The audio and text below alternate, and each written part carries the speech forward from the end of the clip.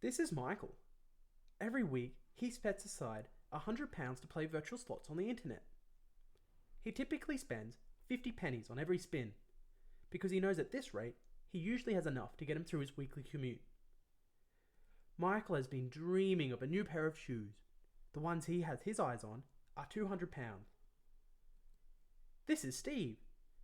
Every week, Steve spends £3,000 on virtual slots. Steve believes you either go big or you go home, so he likes to spend £50 on every spin. Steve dresses to impress and is not easily satisfied with small winnings.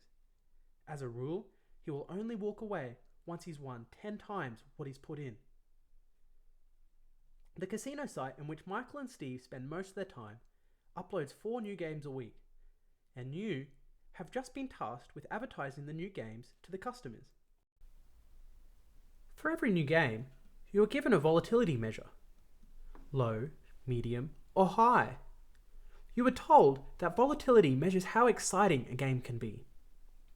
Low volatile slots tend to be less risky and pay more consistently, while high volatile slots tend to be more risky and pay more sporadically. These volatility measures are provided by the game developers, and they say they're a good way to advertise the games to your customers. As time goes on, however, it becomes apparent that both Michael and Steve enjoy playing high volatile and low volatile games equally. How could this be? After giving it some thought, you realise that the volatility measure might not have been the best measurement to use. Why is this? It is because it does not consider Michael and Steve's typical budget and bet per spin. You notice, with £100 at 50 pennies per spin, Michael can play at least 200 spins before he goes bust. On the other hand, with £3,000 at £50 per spin, Steve can only play at least 60 spins before he goes bust. Therefore, the real volatility comes from the fact that Steve chooses to risk a higher proportion of his allowance compared to Michael. This means Michael can afford the losing streaks that Steve can't. Michael has 140 more spins to help him recover. If you are ever going to have any success with advertising games on your website, you need to know more details about the math models underlying each game. However, due to tough competition, the companies in charge of making the games are very reluctant to share their secrets, as they do not want them falling into the wrong hands. Therefore, you must come up with a process which can compare the mathematical properties of each game without looking at the maths directly. It must be easy to implement, but impossible to reverse engineer, because you plan on making this process available to everyone. For the past 6 months, 1x2 Network has created such a process. We call it the PMB Standard. PMB stands for Probability of Getting Your Money Back, and that has something to do with the way it's calculated. We can use this process to help us guess if Michael or Steve would enjoy a particular game. Let's see how. 2 new games have just been released, but we can only choose 1 game each to advertise to Michael and Steve.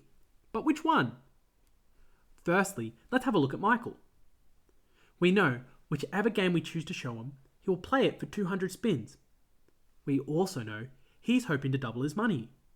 A natural question to ask is, how likely is Michael to achieve his goal of doubling his money?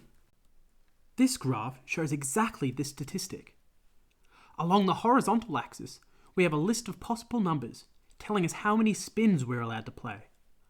In Michael's case, he is positioned at the point 200. Along the vertical axis, we have a list of probabilities. These represent the chance of doubling your money. We can see, from where Michael is standing, he has about a 30% chance of doubling his money if he played Richie in Vegas, and a 40% chance if he played the Da Vinci device. A much better chance of getting those new shoes. Because of this, under the PMB standard, we choose the Da Vinci device as the game to advertise to Michael. But what about Steve? He sits about here on the axis, and it seems that he would be of the same opinion as Michael. However, we must recall Steve's motives. Remember, he dresses to impress, and will not walk away with anything less than 10 times of what he deposits. This graph shows the chance of Steve achieving his goal. Again, the horizontal axis shows us how many spins we could possibly play. But this time, the vertical axis shows us the chance of winning 10 times your bankroll. We can see Steve is twice as likely to impress his friends if he were to play Richie in Vegas compared to Da Vinci Device. So using the PMB standard again, we can conclude that Richie in Vegas is the best game to advertise to Steve. You now have a selection of graphs for each game.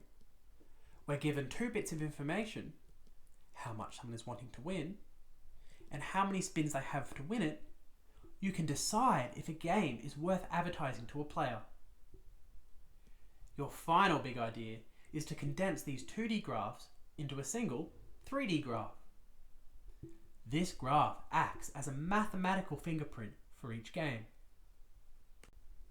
You now tell each of your game developers to provide a PMB graph every time they send you a new game. It's very simple to have a computer program automatically assign advertising to each player. With an average of 14 games being released each week, it's now a necessity to efficiently market games to customers. The PMB standard allows casinos and betting platforms to personalize game suggestions, in turn ensuring customer enjoyment without needing to know the exact mathematical models behind each game.